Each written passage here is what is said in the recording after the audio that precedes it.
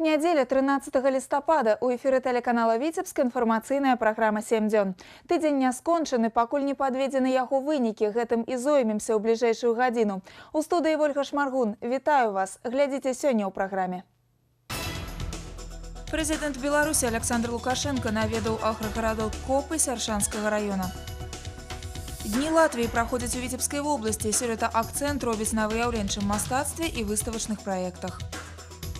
Ранняя зіма. Сіноптыкі прагназуюць паніжэнне тэмператур пры невялікай колькасці ападкаў. Траўматолагам і інспектарам ДАІ гэта дадасць работы. Дмітрый Куксо з Полацкага дзяржуніверсітэта будзе прадстаўляць вобласць на рэспубліканскім конкурсе «Студэнт года 2016». За ўдзел у фінале змагаліся 6 лепшых навучэнцаў розных ВНУ рэгіёна. Заслужаны аматарскі калектыў «Зорька» перамог адразу ў 2 намінацыях рэспубліканскага конкурсу харэаграфічнай творчасці. Чатырохразовы алімпійскі чэмпіён па біятлоне Александр Ціханаў правёў незвычайную трэніроўку ў Наваполацкім вучылішчы алімпійскага рэзерву.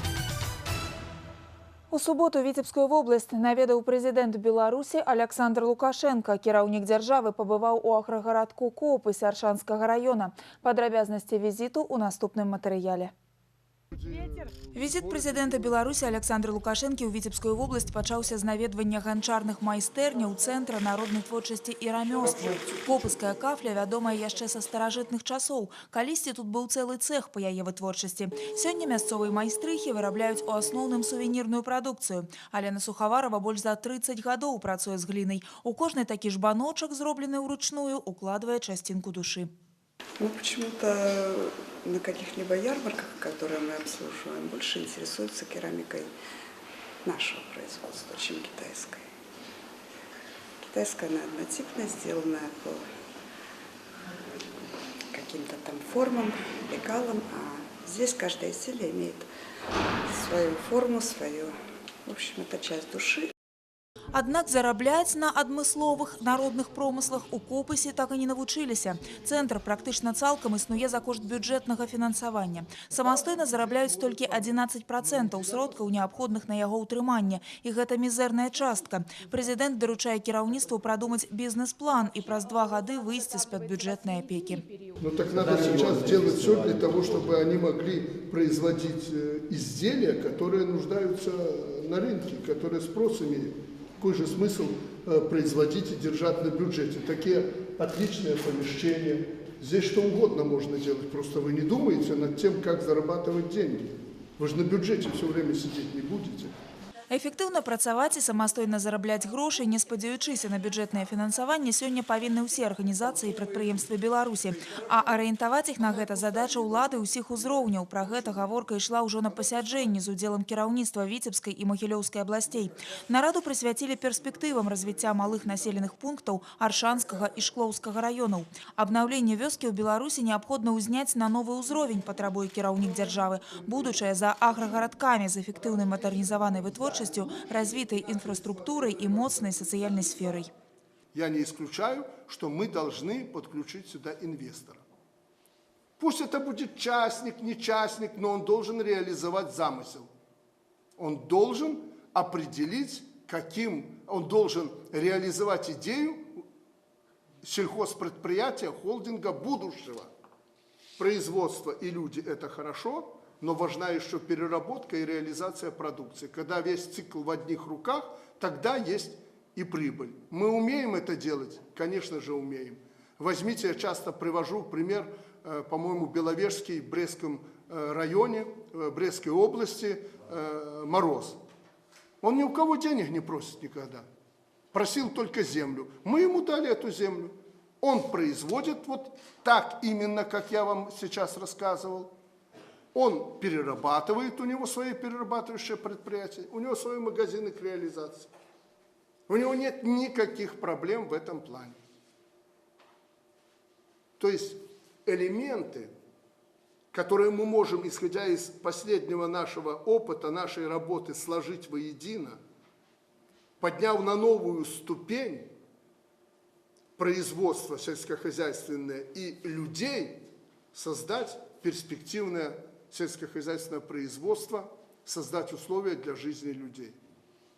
И после этого или не только после этого, но параллельно мы должны идти таким образом по всей стране.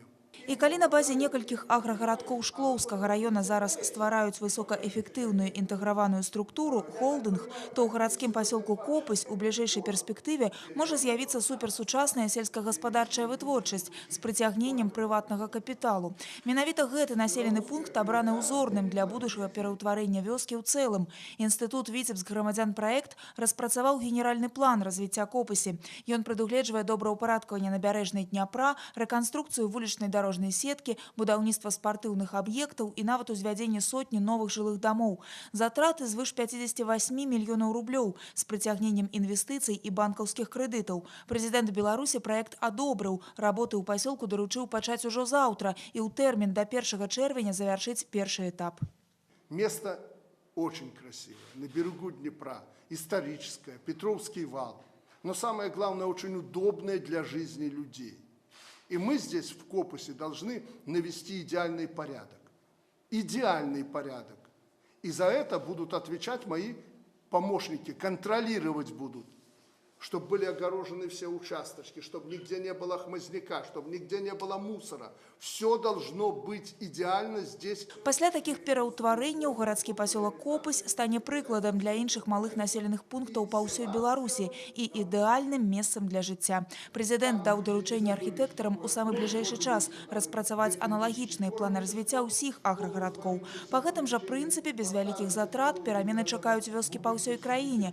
Копыскія пераўтварэнні Александр Лукашенко паабяцаў кантраляваць асабіста. Акрамя таго, кіраўнік дзяржавы збіраецца выслухаць даклады губернатараў Віцебскай і Магілёўскай абласцей па выніках іх работы. Прычым вызначальным будуць перспектывы развіцця прадпрыемстваў з улікам патрабаванняў рынку і попыту на тую ці іншую прадукцыю.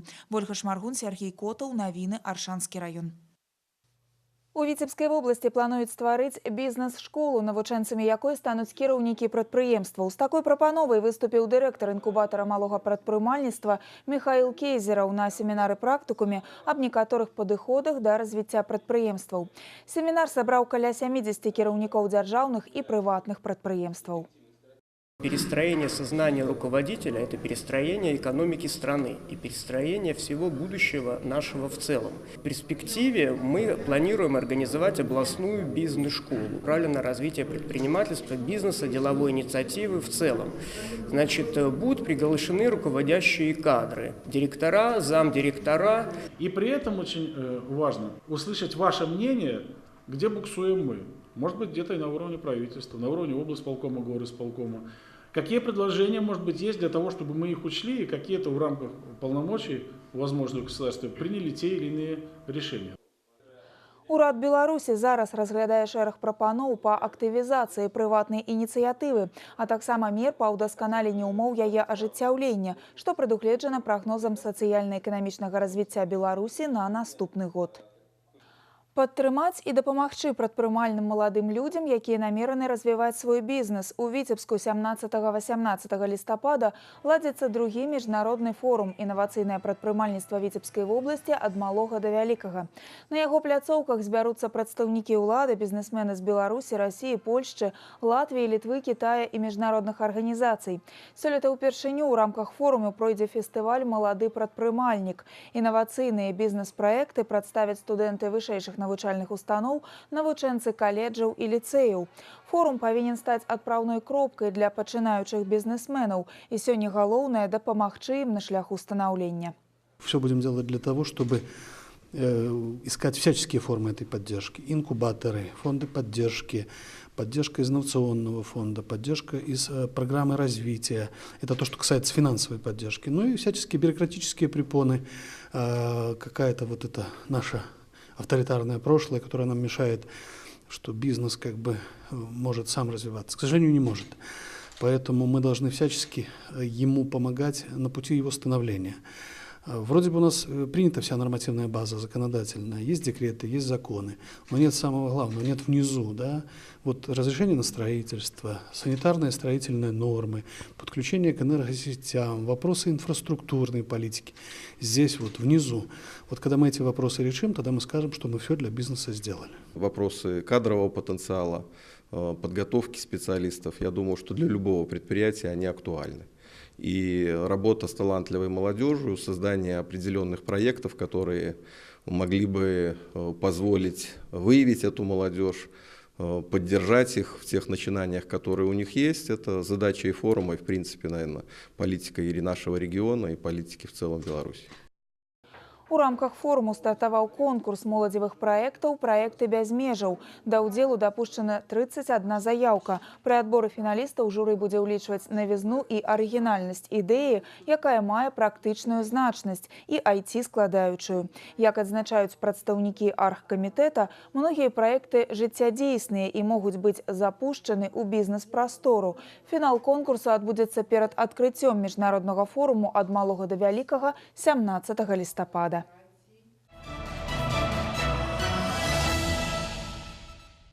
Дні культуры Латвіі праходзяць у Віцебску. Сёлета гэты праект насычаны выставамі, і ў гэтым яго адметнасць. І калі раней гледачы мелі магчымасць назіраць за выступленнямі харавых, фальклорных і танцавальных калектываў краіны-суседкі, то на гэты раз арганізатары робяць акцэнт на выяўленчае мастацтва. Дні культуры – гэта яшчэ і магчымасць абмеркаваць шляхі развіцця культуры на сучасным этапе. Сегодняшняя программа включает прежде всего художественные выставки, проекты, в которых принимают участие, ну, скажем, организации, институции Латвии, которые, может быть, не так часто участвуют в этом. Но среди них, например, та же юрмальская группа художников, среди которых просто выдающиеся мастера, и которые, ну, вот в таком формате к нам никогда не приезжали. Или, скажем, музей декоративно-прикладного искусства и дизайна, который никогда в Витебск свою коллекцию еще не привозил. Это в этом, наверное, такая изюминка вот этих дней Латвийской Республики. И это, наверное, один из таких первых шагов по пропаганде латвийского искусства в Витебске.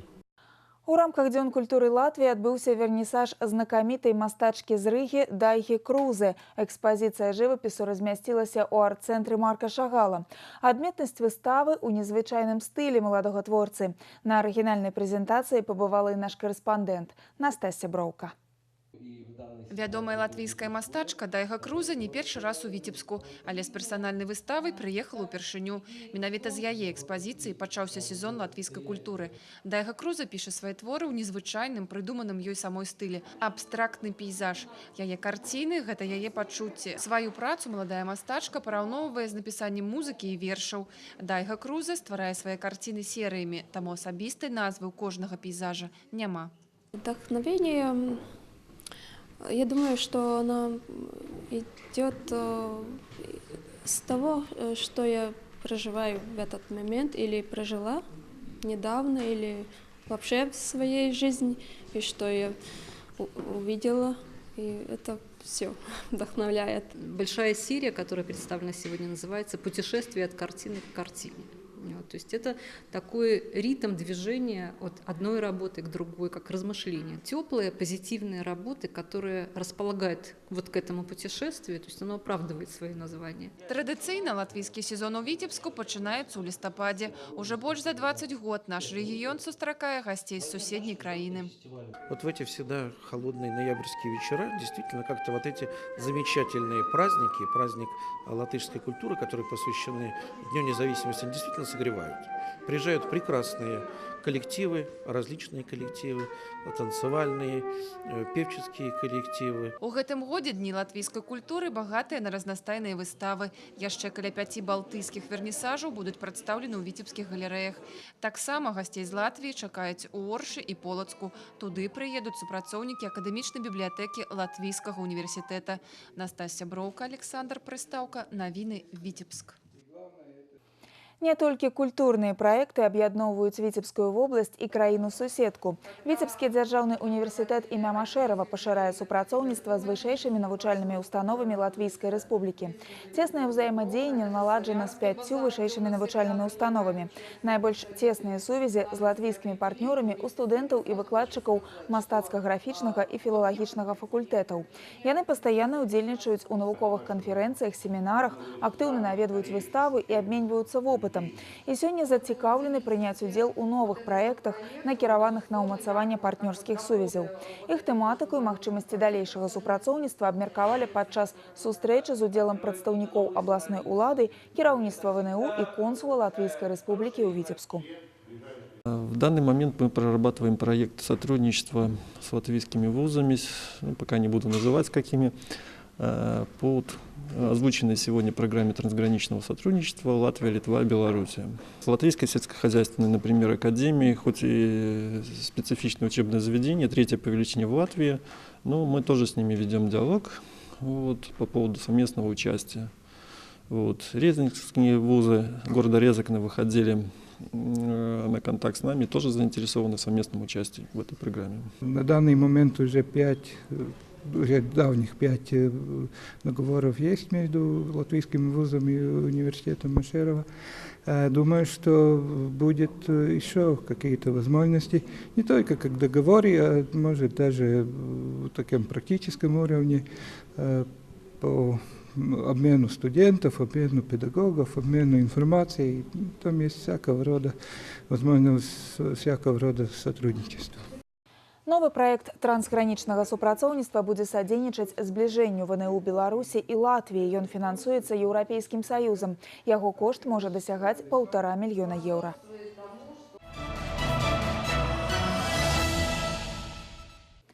Снежны рэкорд устаноўлены на гэтым тыдні ў Віцебску. Небывалы для першай дэкады лістапада пласт снегу ў 16 сантыметраў накрыў Віцебск.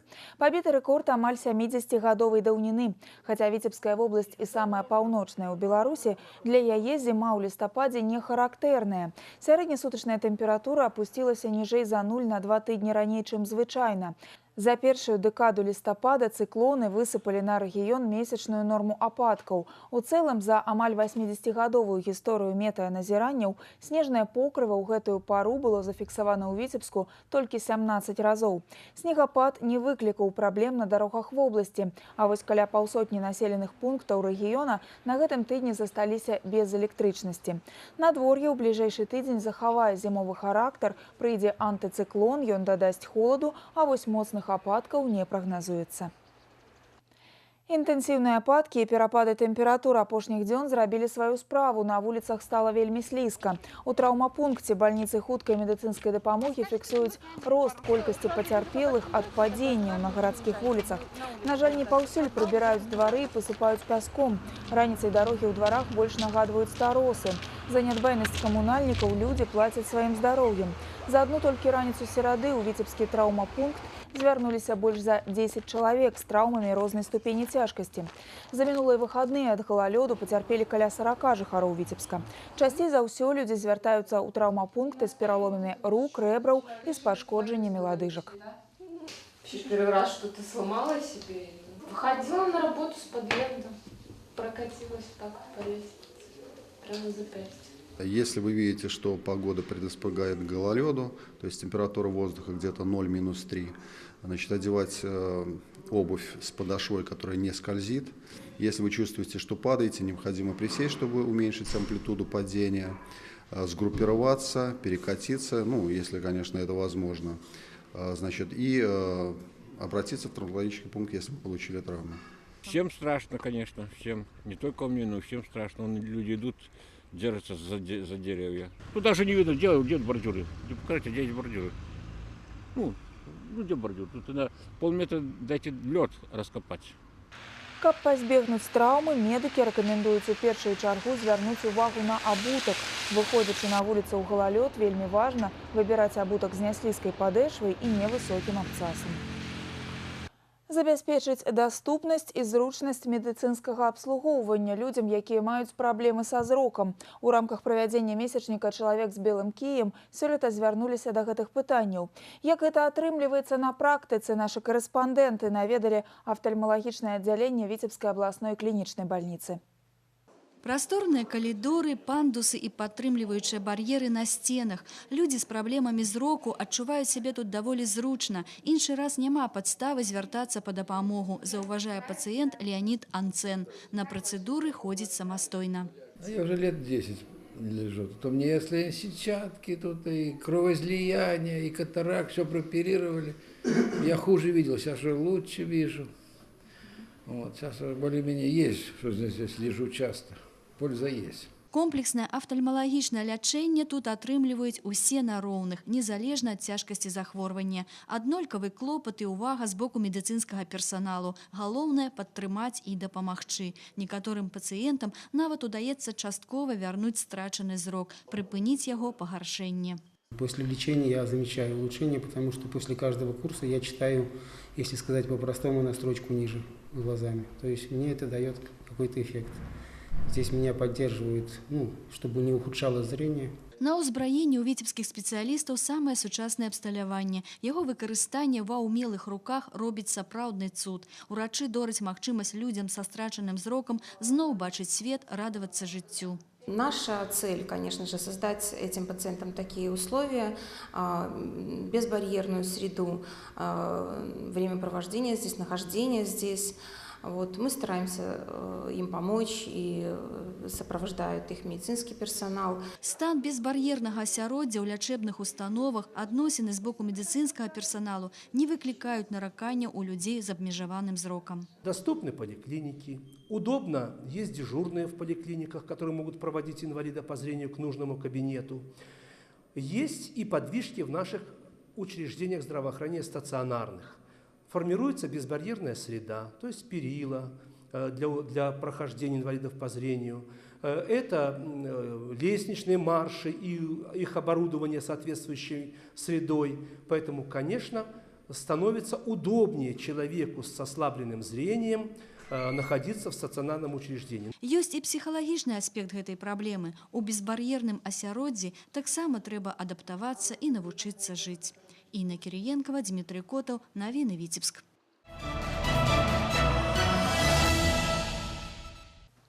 Узяць крэдыт у банку і не мець намеру яго выплочваць, а калі ў дзверы грукаюць судовыя прыставы, каб пазбегнуць адказнасці, напісаць заведама ілжывы данос з карыслівых меркаванняў. У першамайскім судзе горада Віцебска прайшло адкрытае судовае пасяджэнне над грамадзянінам Украіны, які 3 гады таму атрымаў від на жыхарства ў Беларусі. Сутнасць крымінальнай справы заключалася ў тым, што пасля афармлення крэдыту ён не выконваў даўгавыя абавязкі, а потым арыгінальным спосабам імкнуўся пазбегнуць адказнасці. В ходе совершения исполнительных действий судебными исполнителями с целью сокрытия имущества ему было написано в одной из территориальных ОВД заявление о том, что данный его паспорт был похищен, и в связи с чем неустановленное лицо взяло на его имя кредит. Однако в ходе предварительного расследования были установлены факты, согласно которым именно данный человек, намереваясь не выплачивать долговые обязательства, совершил данное преступление. У ходзе судовага разбіральніцтва ўсё тайнае стала яўным. Падсудны часткова прызнаў сваю віну. Ілжывы данос ён напісаў, каб судовыя прыставы не арыштавалі маёмасць яго маці. Улічваючы ўсе абставіны справы, суддзя вынес прыгавор 2 гады пазбаўлення волі умоўна. Акрамя гэтага падсудны павінен выплаціць усю суму запазычанасці па крэдыту, а гэта больш за 1000 беларускіх рублёў. У сувязі з гэтым пракурорскія работнікі папярэджваюць вельмі уважліва адносіцца да асабістых дакументаў і прымаць узважаныя рашэнні пры афармленні крэдыту ці выступаючы ў якасці паручальніка. Вынаходлівы злодзей затрыманы ў Шумілінскім раёне. Ён украў сваёй суседкі, якая шмат гадоў афіцыйна займаецца нарыхтоўкай ягад, паўцэнтнера журавін. Вітаміны мужчына выграб з невялікай шчыліны ў дзвярах гаража. Усяго ж на той момант у пабудове захоўвалася каля тоны журавін. Менавіта таму прапажу гаспадыня заўважыла не адразу. Падазрэнні закраліся, калі па аграгарадку пайшлі чуткі аб тым, што беспрацоўны мясцовы жыхар прадае журавіны па нізкім кошце. Зараз у адносінах мужчыны ўзбуджана крымінальная справа. Если он полный, под завязку, это в мешке 30-33 килограмма. Жыхарка аграгарадка Кардон Шумілінскага района Наталья Маліновская уже шмат гадоў афіцыйна займаецца нарыхтоўкай ягад. Спачатку закупае ў аднавязкоўцу, а потым перапрадае. На гэты раз у правінцыяльны бізнес-вумен захоўвалася каля тоны журавін, таму недахопу 50 кілаграмаў нават заўважыла не адразу. Журавіны жанчына захоўвала ў гаражы. У дзвярах была невялікая шчыліна, менавіта праз яе зламыснік і выграб паўцэнтнера вітамінаў. Аднак варыць морс не стаў, а вырашыў зарабіць на скрадзеным. Чуткі, што беспрацоўны мужчына прапановваў аднавязкоўцам журавіны па прывабнай цане, хутка дайшлі да Натальи Малиновской. Жанчына звярнулася ў міліцыю. В ходе проведенных мероприятий были установлены местные жительницы, которым ходили и продавали клюкву. Также в ходе проверки было установлено, что продавал клюкву местный житель агрогородка Кордон. Он злоупотреблял спиртными напитками, нигде не работал и кражу совершил по той причине, что у него не было денег на приобретение спиртного и продуктов питания. У міліцыі адзначаюць, 50 кілаграмаў журавіна, гэта 2 вялікія мяхі, зламыснік украў не за один раз. Працаваў ціха ў цёмны час сутак. Сторонних шорохаў не чула ні сама гаспадыня вітаміннага тавару, ні суседзі. Он сразу признался, куда сдал. И женщина это подтвердила, да, приносил. Продал, я не знаю по какой цене. Я даже не думала, что до такой степени опуститься, что у меня взять ягоду. Падазроны пацярпелыя добра знаёмыя, жывуць практычна па суседстве. Дагэтуль мужчына ні да адміністрацыйнай, ні да крымінальнай адказнасці не прыцягваўся. Зараз следчыя ўзбудзілі крымінальную справу, урон ацанілі ў 135 рублёў. Дарэчы, гаспадыня паспела залатаць шчыліну ў дзвярах гаража да наступнага нарыхтоўчага сезону. Віктор Праліш, Марына Романовская і Александр Петровецкі. Навіны, Шумілінскі раён. Два навучэнцы Октябрьской школы Витебского района знайшлі закладку психотропнага рэчыва. Пра недзіцячую знаходку дзеці паведамілі ў міліцыю. На месцы неадкладна выехалі аператыўнікі. Зараз праваахоўнікі праводзяць шэраг следчых дзеянняў і аператыўна-пошукавых мерапрыемстваў. Тым часам прокуратура Витебского района вырашыла ўзнагародзіць юных пошукаўцаў падзякамі і салодкімі падарункамі. Несовершеннолетние шли с тренировки в агрогородке Октябрьского Витебского района и обнаружили тайник, в котором находилось особо опасное психотропное вещество общей массой не менее 11 грамм, и сообщили об этом в правоохранительные органы. По данному факту Витебским районным отделом Следственного комитета Республики Беларусь возбуждено уголовное дело по части 1 статьи 328 Уголовного кодекса Республики Беларусь. В школе ведется целенаправленная работа по профилактике, по предотвращению правонарушений. И дети сегодня, я очень рада, что дети сегодня четко знают, что сегодня хорошо и что сегодня плохо. Это, наверное, самое главное, чему должна сегодня научить школа. Это сегодня целая команда педагогических работников, которые работают по разработанным, утвержденным планам, которые совместным с РОВД, с РОЧС, это сегодня совместно с прокуратурой, это сегодня взаимодействие и вот эта совместная координация действий приводит к таким результатам работы. Лепшых маладых супрацоўнікаў органаў унутраных спраў Витебской области по традыцыі ўзнагародзілі напярэдадні Дня савецкай міліцыі. Знамянальную дату адзначылі 10 лістапада з нагоды стварэння рабоча-сялянскай міліцыі ў 1917 годзе. І хаця такога свята ўжо няма, у Витебску ушанавалі ветэранаў службы і ўзнагародзілі маладых супрацоўнікаў, пераможцаў конкурсу професійнага майстэрства. Праздник – это настоящая дань, честь и уважение сотрудников, которые прошли через этот тернистый путь, именно, можно сказать, отдали жизни за именно спокойствие и мир в нашей республике Беларусь. Для меня это лежит, это все в сердце, это пережил. Значит, а если действительно с душой относишься к делу, помогаешь людям, это высшие ценности, которые ты проявляешь к себе и к людям. Нет ничего более ценного, это служить Отечеству и людям. Акрамя таго, падведзены і вынікі конкурсу на лепшую первичную арганізацыю БРСМ сярод органаў унутраных спраў вобласці. Першае месца прысудзілі первичцы Аршанскага раённага аддзела.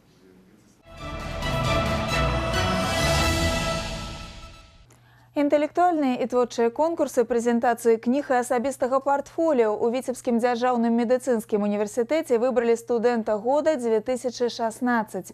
За права паўдзельнічаць у абласным туры конкурсу змагаліся больш за 40 чалавек. Аднак толькі 6 з іх прэтэндавалі на званне лепшага студэнта рэгіёна. З падрабязнасцямі наш корэспандэнт Настасья Броўка.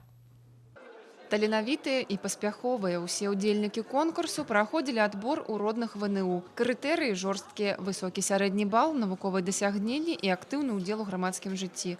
У выніку у рэгіянальным этапе конкурсу прынялі ўдзел 6 студэнтаў. Аднак самая складаная праца выпала на долю журы. Менавіта ім прыйшлося выбіраць лепшага з лепшых. Это лучшие студенты всей области, и эти лучшие студенты действительно яркие, интересные, и каждый год они удивляют нас чем-то новым. Студент года, конечно же, это отличник, это общительный студент, умеющий общаться со своими ровесниками, с преподавателями, творческий человек, который не стоит на месте, развивается, каждую минуту, каждую секунду находится в поиске. У зале аншлаг. Студэнты з розных ВНУ в области прыехалі падтрымаць сваіх аднакурснікаў. Напэўна, таму ўсе канкурсанты упэўнена адчувалі сябе на сцэне. Яны прадэманстравалі сябе ў партфоліо, прэзентавалі кнігі беларускіх пісьменнікаў і згулялі ў інтэлектуальны конкурс «Моя краіна Беларусь». Мы с моей группой поддержки готовили номера творческие, готовили представление произведения белорусского автора. И также я готовилась морально в плане того, что я представляю свой университет. Самым сложным для меня это было ожидание, потому что ты не знаешь, чего ожидать, но в то же время это, конечно, интересно и загадочно, наверное. Рэп па-беларуску і аўтарскі падыход. Менавіта творчыя здольнасці і крэатыў дапамаглі полацкаму студэнту Дмітрыю Куксу атрымаць тытул «Студэнт года Віцебскай вобласці». Малады чалавек вучыцца на 4-м курсе фінансава-эканамічнага факультэта, атрымлівае ганаровую стыпендыю імя Максима Богдановича. Дарэчы, Дмітрый сам піша вершы, якія потым кладзе на музыку. Подготовка началась задолго, где-то месяца за полтора. То есть нам прислали положение, мы выяснили, что за конкурс, и начали к ним готовиться. И на самом деле вот хочется отметить, что я — это только маленький винтик, который всем виден, но на самом деле там такая огромная машина со мной, которая работала. Это вся моя команда, которые помогали мне монтировать ролики, снимать их, придумывать номера, все это оформлять и так далее и тому подобное. То есть это большая работа большого количества людей. Сапраўднаму студэнту пад сілу не толькі на выдатна здаваць экзамены, але і танцаваць хіп-хоп і пісаць вершы. Наперадзе пераможцаў абласных этапаў чакае фінал у Мінску. Настасья Броўка, Ян Пчэльнікаў, навіны Віцебск. Лепшых у рэспубліцы візажыстаў і цырульнікаў рыхтуюць у Віцебску. Навучэнцы Віцебскага індустрыяльна-педагагічнага каледжа сталі другімі ў міжнародным фестывалі-конкурсе «Прыгажосці ружы вятроў-2016», які сёлета прайшоў у Мінску ў 9-й раз. Побач з прафесіяналамі індустрыі прыгажосці з 12 краін свету за званне лепшага спаборнічалі 170 навучэнцаў каледжаў і ліцэяў. З чаго складаецца поспех віцебскіх майстроў, пацікавілася Інна Кірыенкава. Зноў у ліку прызёраў. Другое месца адразу ў 2 намінацыях прэстыжнага конкурсу. На агульны поспех працавалі ўсе. Сёлета задзейнічалі і навучэнцаў малодшых курсаў. Візажыстам мала было улічыць індывідуальныя асаблівасці мадэлі. Неабходна было падабраць адпаведны касцюм і стварыць вобраз яркі, незвычайны і запамінальны. Готовилась я 2 месяца. Очень долго подбирала цветовую гамму. Хотела что-то, чтобы запомнилось людям. То есть выбирала яркие цвета, насыщенные, чтобы со сцены хорошо смотрелось на фотографиях в дальнейших. Для стварэння крэатыўнага макіяжу Маргарыта Бань нават скарыстала крылы, выразала іх з фанеры, пафарбавала, упрыгожыла стразамі. Спатрэбіўся цэлы тыдзень карпатлівай працы.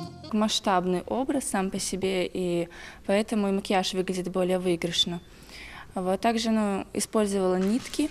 То есть их очень редко используют, и, наверное, еще и это помогло. Также такую работу обычно не успевают, то есть много очень элементов нарисовать. Вот, как-то получилось. А вось для будучых цырульнікаў выступленне на міжнароднай арэне было ўпершыню, і адразу такі поспех. Цярпенню і знаходлівасці віцебскіх майстроў варта толькі пазайздросціць. Данный пастиш выполнялся из 7 пачек целых каниколона. И довольно долго и уморительно это все происходило. Ночами сидели, но все же мы приготовились. и выполнили такой достаточно сильный образ. Главное себя перебороть. Ведь вот они окунулись в эту творческую атмосферу, посмотрели на других, они посмотрели, что они могут, что они ни в коем случае не хуже других, а в некоторых моментах даже и лучше. И поэтому действительно теперь они хотят участвовать, работать и развиваться творчески. Навучэнцы каледжа вучацца самі і ахвотна пераймаюць вопыт замежных калег. У падрыхтоўцы спецыялістаў педагогі актыўна задзейнічаюць сучасныя методыкі і тэхналогіі. Штогод толькі ад пазабюджэтнай дзейнасці установа зарабляе до 6 000 рублёў, якія накіроўваюць на ўмацаванне матэрыяльна-тэхнічнай базы. Майстэрства, памножанае на шматгадовы вопыт і традыцыі, дазваляюць выхоўваць сапраўдных прафесіяналаў, апантаных і улюбёных у сваю справу. Інна Кірыенкова, Александр Прыстаўка, навіны Віцебск.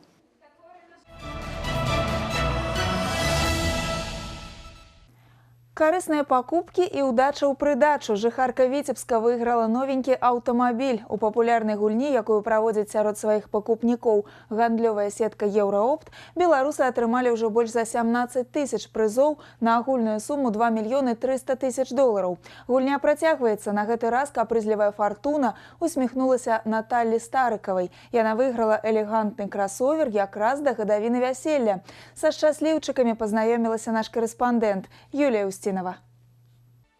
Элегантный внедорожник Kia Sportage – один из 4 главных призов 19-го тура рекламной игры «Удача в придачу». Жительница Витебска, портная закройщица Наталья Старикова, выиграла как раз к годовщине свадьбы. Невероятную удачу в виде нового кроссовера цвета спелой вишни Наталье принес лидер рок-группы «Лепреконсы», который помог телеведущим определить семизначную комбинацию выигрышного кода. Интересно, что главный лепрекон страны вытащил из лототрона 3 нуля подряд. Не верь после этого в магию чисел. Звонят и говорят из эфира, я не поверила, пока не услышала голос ведущего. Я поняла, что это что-то, голос какой-то знакомый. И потом шум, студия. Вот только тогда я начала приходить в себя. Он даже что говорил, я не поняла толком. Во время проведения розыгрыша призов 19-го тура произошла настоящая сенсация. Одна из покупательниц Евроопта стала победительницей еще до того, как из лототрона был вытянут 7-й шар. Как выяснилось, Екатерина Садко из Минского района сделала покупки на 18 игровых кодов, а 14 из них были начислены за один поход в магазин. Екатерина сразу приобрела товаров больше, чем на 140 рублей, и поэтому игровые коды шли подряд. Конечно, повести в игре «Удача в придачу» может и с одним кодом, но фортуна любит настойчивых. Покупки в Евроопте семья витебчанки Натальи Стариковой делает часто. Нравятся и цены, и продукты. В игре «Удача в придачу» участвуют с самого начала. Дети пищали от удовольствия. Мы поверили, когда очутились в студии в Минске, когда увидели все своими глазами. Будем в отпуск ездить обязательно. Машина очень комфортная, очень понравилась. За 19 туров игры «Удача в придачу» 2000 жителей Витебска и Витебской области получили от Евроопта призов на общую сумму свыше 300 000 долларов, включая 7 автомобилей. Чаще везет тем, у кого игровых кодов больше. Организаторы игры подсчитали, что в среднем у тех, кто выиграл автомобили, было более 10 игровых кодов, в то время как у остальных участников игры по 5. Кстати, наши счастливые обладатели автомобиля продолжают делать покупки и участвовать в игре. Покупки мы как делали, так и делаем. Это же, опять же говорю, все в семью, поэтому никаких посторонних лишних трат не нужно, бестолковых. А в плане победы, может быть, еще раз, кто его знает, удача притягивает удачу. В 20-м юбилейном туре игры на кону вновь 4 новеньких внедорожника, а также 1000 призов по 100 рублей и 100 призов по 500 рублей. И вполне возможно, что кто-то из витебчан пополнит копилку удачи Витебской области еще одним новеньким внедорожником. Оказывается, да. Человек, который себя считает невезучим, может стать везучим и опровергнуть это все. И, наверное, других подтолкнуть к этому. Что нужна какая-то вера в себя. Вера в себя нужна в любом деле. И в игре, оказывается, тоже. Так что всем рекомендую посещать Евроопт, сочетать полезное с приятным, покупать и выигрывать. Чтобы стать участником 20-го тура, необходимо до 18 ноября совершить покупку в любом магазине торговой сети «Евроопт» на сумму не менее 10 деноминированных рублей в одном чеке. Алкогольная и табачная продукция не учитываются. Включить в покупку любой из товаров «Удача», предъявить свою дисконтную карту «Е+» при расчете в магазине «Евроопт» и получить один код за каждые 10 рублей в чеке. Уже 19 ноября будут определены очередные победители народной игры «Удача в придачу», которая состоится в Минске в торгово-развлекательном центре «Е-Сити». Прямую трансляцию розыгрыша можно смотреть в следующую субботу в 13:20 на телеканалах ОНТ и НТВ «Беларусь», а также на сайтах Белта и Евроопт. Приближаются новогодние праздники, и Евроопт намерен стать самым щедрым Дедом Морозом в стране. Уже в декабре призы в игре «Удача в придачу» станут по-настоящему волшебными. Что именно получит в декабре главный победитель народной игры, станет известно очень скоро, но уже сейчас можно сказать, что эти призы полностью изменят жизнь покупателей Евроопта. Юлия Устинова, Сергей Котов, Новости Витебск.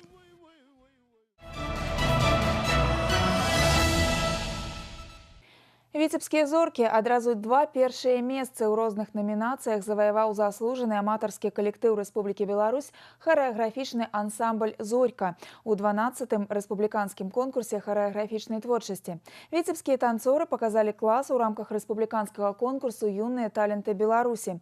Урокі танцаў у кіраўніка заслужанага калектыва ўзяла Юлія Устинова.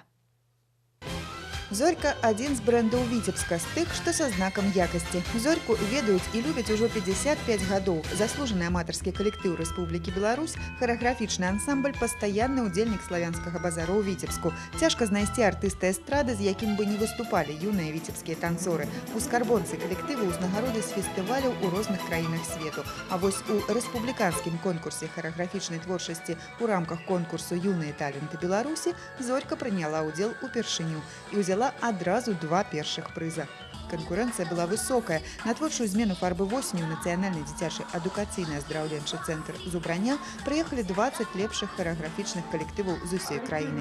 Удзельнікі прадэманстравалі сваё майстэрства ў 5 намінацыях. Прафесійнае журы назвала «Зорку» лепшай у намінацыях «Народна-сцэнічны танец» и «Эстрадный танец». Я думаю, что наш успех в том, что мы всеми видами хореографии занимаемся, всеми видами. То есть дети у нас изначально уже и акробатика, и современные, все современные стили познают, и вальс, и классика, и все. И тогда они, в общем-то, их тело подготовлено к разным фантазиям любого хореографа. Наталья Чарнюк 35 гадоў выхоўвае танцораў сёння ў асноўным саставе калектыву 150 чалавек і яшчэ 180 у падрыхтоўчых групах. Каб трапіць у «Зорьку», трэба прайсці конкурс. Падапечныя хореографа Натальи Чарнюк у першую чаргу энергічныя дзеці, якія гатовы працаваць. Пра асаблівую атмасферу «Зорькі» увогуле ходзяць легенды. Я считаю, это моя семья. Мои дети. Как это? Я не представляю, как это меняет работу, если честно. Не представляю, потому что надо начинать все сначала. А тут все уже, все по плану, все свое родное. У вялікай харэаграфічнай сям'і склаліся свае добрыя традыцыі. Усе чакаюць і рыхтуюцца да святочных выступленняў. У наступным годзе «Зорька» плануе пацвердзіць званне заслужанага калектыву і маштабным творчым вечарам адзначыць 55. А ўжо зараз пачынаюцца рэпетыцыі грандыёзнага навагодняга шоу. Юлія Устинова, Леонид Табола, Навіны Віцебск. Беларусь пачынае выбіраць сваіх удзельнікаў міжнародных конкурсаў 26-га фестывалю мастацтва ў славянскі базар у Віцебску. Рэгіянальныя адборачныя туры стартуюць 17 лістапада. У Віцебскай вобласці адбор пройдзе 9 снежня. Удзельнікі павінны падрыхтаваць па 2 кампазіцыі: эстрадную песню беларускага аўтара на беларускай мове, а таксама эстрадную песню, якая будзе найбольш яскрава адлюстроўваць выканаўчае майстэрства і артыстычныя здольнасці. Гэта для удзельнікаў дзіцячага музычнага конкурсу. І песню славянскага кампазітара на славянскай мове для удзельнікаў конкурсу выканаўцаў эстраднай песні. Склад рэгіянальных журы будзе сфарміраваны са спецыялістаў у галіне эстраднага майстэрства, вядомых музыкантаў і выканаўцаў. Вядомы віцебскі мастак Леонид Мядзвецкі адзначыў свой 60-гадовы юбілей і разам са сваім сябрам Уладзімірам Бузікавым прадставіў у мастацкім музеі новы выставачны праект «Тварам да твару». Гэта своеасаблівы дыялог 2 аўтараў і 2 відаў мастацтва – жывапісу і графікі. Задача выставы праз спробу гарманічнага адзінства злучыць нязлучнае, аб'яднаць кантрасты і нюансы. И когда ставился вопрос, а как вы же назовете выставку, да? Как этот проект будет называться? И невольно это попадались то мое отношение к джазу или блюзу, и там диск, который так и называется «Face to Face», или просто еще фраза из одной книги святых отцов, где там точно так же у апостола Павла там встречаются такие же слова лицом к лицу. Это постижение творению Божьему, когда мы прикасаемся лицом к лицу, к творению, то открываются определенные тайны. И эти тайны, они бесконечны. Пока жив человек, будет жить и искусство, будет жить и живопись, и графика. Я называю сочетание линии графики и пятна живописи. Вот это, наверное, одной фразой можно выразить идею создания вот этой экспозиции. Но это второй уже проект наш общий, поэтому мы немножечко уже пробовали нечто подобное создать, а здесь просто новый зал, новое помещение, и новые формы, и новое время. Гэты творчы тандем цікавы яшчэ і тым, што аўтары з'яўляюцца вучнямі двух славутых мастакоў і сяброў Олега Орлова і Леонида Антимонова. Мядзведскі і Бузікаў з'яўляюцца не толькі паслядоўнікамі традыцыі віцебскай мастацкай школы, але таксама традыцый сяброўскіх і педагагічных. На працягу 3 дзесяцігоддзяў Леонид Мядзведскі і Владимир Бузікаў выкладаюць у першай віцебскай дзіцячай мастацкай школе.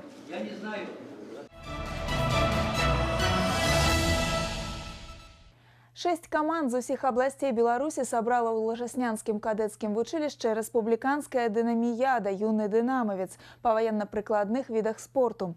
Спаборніцтвы былі прысвечаны 25-годдзю ўтварэння СНД. Удзельнікі дэманстравалі свае здольнасці ў плаванні, стральбе, рукапашным боі і спецыялізаванай эстафеце. Аб незвычайных спаборніцтвах будучых абаронцаў радзімы ў рэпартажы Сергея Мисурагіна. Дынаміяду ў нашай краіне аднарадзілі пасля 20гадовага перапынку. Зараз у рэспубліцы створаны 27 дынамаўскіх школ, якія аб'ядноўваюць каля 6 тысяч дзяцей і падлеткаў. У Віцебску фінальны этап спаборніцтва ўладзіўся 3-й год запар. У страі юнакі і дзяўчыны, якія мараць завязаць сваё жыццё са службай ва ўзброеных сілах і сілавых ведомствах. Арганізатары падрыхтавалі для іх шмат іспытаў. Будучым абаронцам радзімы неабходна прадэманстраваць інтэлектуальную і фізічную падрыхтоўкі, валоданне зброяй і прыёмамі самообороны. Это в первую очередь говорит, конечно, о том, что у нас создана для этого прекрасная материально-техническая база. Ну и, конечно, то, что сегодня есть организаторы, которые могут провести соревнования такого серьезного уровня. Мы действительно рады, что будущие защитники и защитники Отечества смогут проявить себя как в спортивно-прикладном, так и в военно-прикладных дисциплинах. Молодежь вот на таких вот принципах развивается. Наверное, главное сегодня отвлечь от улицы, отвлечь от компьютера, отвлечь от каких-то вредных привычек и занять спортом. Вот это, наверное, основная сегодня задача динамовского движения. Дэвіз дынамаўцаў у руху сіла. Адсюль яны чэрпаюць энергію і імкнуцца да фізічнага самаўдасканалення. Першымі выпрабаваннямі для юных дынамаўцаў сталі стральба і плаванне. Затым пачаўся самы мужчынскі відовішчны від спартакіяды – эстафета «Універсальны солдат». Да яе удзельнікі рыхтаваліся з падвоенай энергіяй. В основном мы готовили на выносливость, бегали кроссы, спринт бегали. Ну, конечно, не забывали стрелять, отжиматься, подтягиваться. Погода как-то не очень, так, снег идет, мокро. Ну, можно бежать и поскользнуться, все такое. Готовились, там, на «Динамо» у нас, да. Бегали, стреляли, метание гранаты. Але лідарства ў конкурсе яшчэ не гарантавала агульнакаманднай перамогі. Юным дынамаўцу трэба было праявіць сябе ў ваенна-прыкладной эстафеце, арыентаванні на мясцовасці і перацягванні каната. У выніку пераходны кубак, які быў выраблены ў 1958 годзе і адноўлены арганізатарамі, ва ўпартай барацьбе заваявалі выхаванцы Віцебскага кадэцкага вучылішча, лепшай навучальнай установай Беларусі па выніках мінулага года. Сергей Мисурагін, Ян Пчэльнікаў, навіны Віцебск. У Віцебску гуляюць у футбол на роліках. У паўночным рэгіёне незвычайны від спорту асвойваюць 3 гады і паспелі дасягнуць у ім сур'ёзных вынікаў. Зараз віцябляне шукаюць каманду для спарынгаў, каб арганізаваць уласныя спаборніцтвы. Як экстрэмалы рыхтуюцца да турніру, ведае Артур Смалякоў. Спартыўны вынік тут не галоўнае. У прыярытэце драйв і эмоцыі. 3 гады таму двое сяброў пашырылі праграму прагулак на роліках і ўзялі з сабой футбольны мяч. Менавіта ў той дзень у Віцебску зарадзіўся роллер-сокер. Катались, потом мне стало скучно. Я стал трюки всякие отрабатывать, прыжки. Потом решили мяч попробовать футбольный. Ну, с этого все началось. У футбол на роликах у свеце гуляюць даўно, але першы афіцыйны чэмпіянат прайшоў у 2003-м. Віцебская каманда па ролер-сокеру пад назвай «Вортекс» пакуль адзіная ў Беларусі. Спарэнных з прафесіяналамі для спартсменаў запаветная мара. Месяц таму яна ажыццявілася ў Петербургу. Вынік візіту ў Расію, таварыскі матч з мясцовымі экстрэмаламі і незабыўныя эмоцыі. Питерскую команду мы вышли через интернет. Они выложили свою игру, мы с ними связались по интернету, договорились о встрече, съездили в Питер, поиграли с ним, очень интересная команда. Вышли опять же через интернет на витебскую команду, именно играет хоккей на роликах. Предложим влиться в коллектив и совместно тренироваться. Сілавыя прыёмы і падкаты ў гэтым варыянце футбола забаронены, але здараецца ўсякае. Любы кантакт і траўма забяспечана, таму гуляць у шлемах і на каленніках спартсменам не сорамна. Гэты від спорту не проста экстрым, а і выдатны спосаб навучыцца катацца на роліках, нават больш эфектыўны, чым урокі з інструктарам. Футбольныя правілы на хакейных хуткасцях. У віцебскі клуб прымаюць спартсменаў любога ўзросту, а на пляцоўцы побач з магутнымі зубрамі ролер-сокера гуляюць мініяцюрныя дзяўчыны. Встретила парней, которые предложили поиграть. Ну, сначала как-то побоялась, а потом еще раз мимо проезжала и захотелось тоже попробовать. Стараемся аккуратно относиться друг к другу. То есть, если какие-то столкновения, то они превращаются в дружеские обнимашки. Пакуль футбол на роликах для гэтых людзей толькі актыўны адпачынак, але яны прызнаюцца, што гатовы да большага. У планах віцяблян на бліжэйшы час стварыць беларускую федэрацыю ролер-сокера і паехаць на чэмпіянат свету. Артур Смалякоў, Леонид Табола. Навіны Віцебск. Незвычайная трэніроўка прайшла ў выхаванцаў Наваполацкага вучылішча алімпійскага рэзерву. У якасці настаўніка выступіў 4-разовы алімпійскі чэмпіён па біятлоне, легенда савецкага і сусветнага спорту Александр Тиханов. Знакаміты атлет часта бывае ў Беларусі, марыў убачыць, як працуе нядаўна створаны ў Наваполацку рэспубліканскі цэнтр моладзевага біятлона. На адкрытым алімпійскім уроку пабывалі і нашы карэспандэнты. Гэта другая сустрэча выхаванцаў Наваполацкай школы біятлона і знакамітага спартсмена Александра Тиханова. Узяць аўтограф у 4-разовага алімпійскага чэмпіёна, 11-разовага чэмпіёна свету па біятлоне атрымалася на гонцы легенд у Раўбічах. Тады яго і запрасілі паглядзець, дзе знаходзіцца кузня беларускіх чэмпіёнаў. Все болеем за биатлон, и болели мои родители за Александра Тихонова в свое время. Это пример того человека, есть к чему стремиться. Столько всего достичь, но все равно не останавливаться на достигнутом. 4-кратный олимпийский чемпион – это победа, стремление, это сила воли, больше, чтобы побеждать. Это дает надежду, что можно выигрывать, можно добиваться больших целей. У новый сезон наваполацкія біятланісты укатываюцца па шчыльным снезе, а значыць умовы для трэніровак ідэальныя. Круглы год у распараджэнні спартсменаў, сучасная траса з перападам вышыню 150 метраў, аздараўленчы цэнтр, інтэрнат. Знакаміты госць адзначыў, тут зроблена ўсё, каб не адцягваць увагу атлетаў ад трэніровачнага працэсу. 3 человека в национальной команде Беларуси из Полоцка. Это уже результат. Дай бог, чтобы с каждого региона хотя бы по одному. Это будет уже здорово. А все комплексы соответствуют, будем говорить, как для тренировочного процесса. Здесь можно проводить соревнования очень серьезного уровня. Асаблівая ўвага трэніроўцы на стрэльбішчы. Нягледзячы на тое, што пачынаў Тиханов як лыжнік, толку зброі ведае. Ён мае некалькі аўтарскіх пасведчанняў па распрацоўцы спартыўнай стралковай зброі у сааўтарстве з канструктарамі Ижмаша. Заўвагі да маладых спартсменаў у Тиханова ёсць, але пра іх ён раскажа трэнерам. Я уже вижу то, над чем стоит работать. Но это надо в подготовительном периоде, это начиная с мая месяца. Правильное обращение с оружием, изготовка, индивидуальная подгонка. А напрыканцы традыцыйная аўтограф-сесія пажаданне чэмпіёна. Зноў сустрэць наваполацкіх біятланістаў на гонцы легенд, але ўжо не на глядацкіх трыбунах, а на трасе. А яшчэ разам наведаць музей сусветнага біятлона. Яго Тиханов прапануе адкрыць у Раўбічах. Ідэю падтрымлівае і Беларуская федэрацыя біятлона. Сергей Мисурагин, Ольга Маслоўская, Александр Петровецкі. Навіны Наваполацк. Вольга, як думаеш, адкрыць музей сусветнага біятлону ў Раўбічах рэальна? Чаму не? Арганізаваць і правесці гонку легенд здолелі, чэмпіёны Еўропы, свету і алімпійскіх гульняў у нас ёсць. Зоркі сусветнага біятлона з павагай ставяцца да беларускіх спартсменаў, а значыць, мы на верным шляху. Пагажуся з табой, але справа гэта не бліжэйшых 7 дзён. А цяпер пра рэспубліканскія старты, якія чакаюць балельшчыкаў на наступным тыдні. 2 тыдні таму ў хакейным розыгрышы каманды Віцебскай вобласці пацярпелі буйныя паражэнні ад сталічнага юнацтва з агульным лікам 30-0. Зараз стаіць задача на раўнах супрацьстаяць фаварыту і не расчараваць балельшчыкаў. Футбольны клуб Віцебск таксама ўступіў барысаўскаму БАТЭ, але з мінімальным лікам 0-1. Зараз стаіць задача як мінімум не прайграць. Але аб усім па парадку.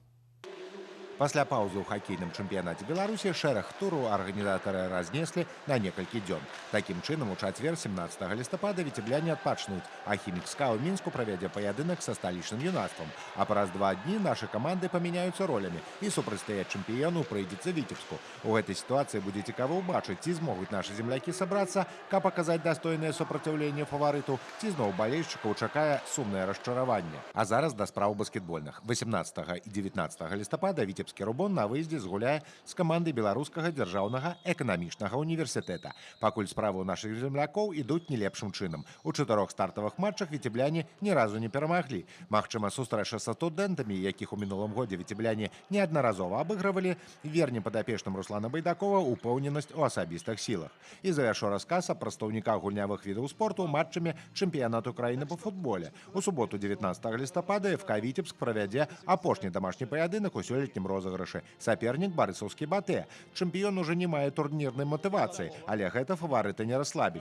Гаспадарам таксама патрэбны ачкі, каб захаваць за сабой 6е месца ў розыгрышы. Адным словам, матч абяцае быць цікавым, як і гульня ў Новаполацку, дзе Нафтан прымае свайго прамога канкурэнта ў барацьбе за захаванне прапіскі ў вышэйшай лізе бабруйскую Белшыну. Сапернікаў задаволіць толькі перамога ў гэтым супрацьстаянні. А зараз да іншых навін. 15-18 лістападу ў Магілёве пройдзе першынство Беларусі па спартыўнай гімнастыцы. Напярэдадні ў Віцебску ладзіліся абласныя старты, і вынікі спаборніцтваў паказалі, што нашы землякі набралі неблагую форму і могуць аказаць канкурэнцыю фаварытам. Чаго не скажаш аб майстрах малой ракеткі. Алімпійскія дні моладзі па настольным тэнісе на гэтым тыдні прыме Мінск. Тут на роўных супрацьстаяць канкурэнтам у нашых землякоў пакуль не атрымліваецца. І завяршу агляд дамашнім стартам. У нядзелю 20 лістапада ў Віцебску пройдзе 3-й адкрыты рэспубліканскі турнір па вольнай барацьбе памяці майстра спорту СССР Івана Станкевіча. Сергей, нагадай, калі ласка, колькі ігракоў выходзіць на поле ў складзе футбольнай каманды? Канешне, 11. А навошта ты спытала? Ведаеш, у наступных герояў нашай праграмы толькі унукаў і праўнукаў нарадзілася 11. Цэлая футбольная каманда, а спатрэбілася ім на гэта роўна 70 гадоў. У багацці і ў беднасці, у горы і ў радасці сямейная пара з Віцебска адзначыла плацінавае вяселле 70 гадоў сумеснага жыцця. Міхаіл і Лідія Дзік пажаніліся пасля вайны у лістападзе 1946-го. На танцах у клубе для франтавіка прыгажэйшай за ўсіх была сарамлівая, маўклівая дзяўчына. Гэта не было каханне з першага погляду, але, як аказалася, каханне на ўсё жыццё. Зараз юбілярам ужо за 90. Плацінавае вяселле вырашылі адзначыць па-сямейнаму. У сённяшніх маладых 3 дзяцей, 5 унукаў і 6 праўнукаў. На октябрьские вот эти дни строили свадьбу. Родственники, знакомые. Хотя было и трудно, но совхоз помогал продуктами. Сделали настоящую с музыкой, с песнями свадьбу. Свадьба была хорошая, и оказывается, и выбрали мы себе безошибочно. Клопаты, падзяка блізкіх, дзіцячы смех, відавочна, гэта і ёсць рэцэпт сямейнага даўгалецця. Дарэчы, толькі ў Віцебскім гарадскім аддзеле ЗАГС з пачатку года ўрачыста адзначылі 3 залатыя і 3 брыльянтавыя вяселлі. Гісторыю адлічваюць гадзіннікі. Таленавіты педагог віцяблянін Чэслаў Чарноўскі ўвесь свабодны час прысвячае гадзіннікам. У яго калекцыі мноства рарытэтных мадэляў, па якіх можна вывучаць гісторыю, і эксклюзіўныя гадзіннікі, зробленыя сваімі рукамі. З неардынарным майстрам падарожнічала ў часе Юлія Устінова.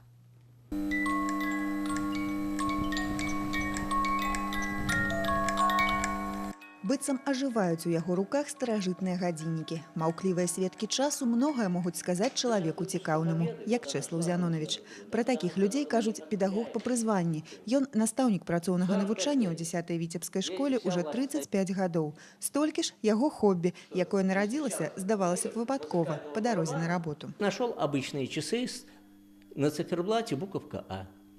Начал, заинтересовало, и оказалось, что это производство Берлин, немецкие часы. И потом я начал для себя, интернета не было, но были школа «Наука и жизнь», наша областная библиотека Ленина и еще были старые часовщики.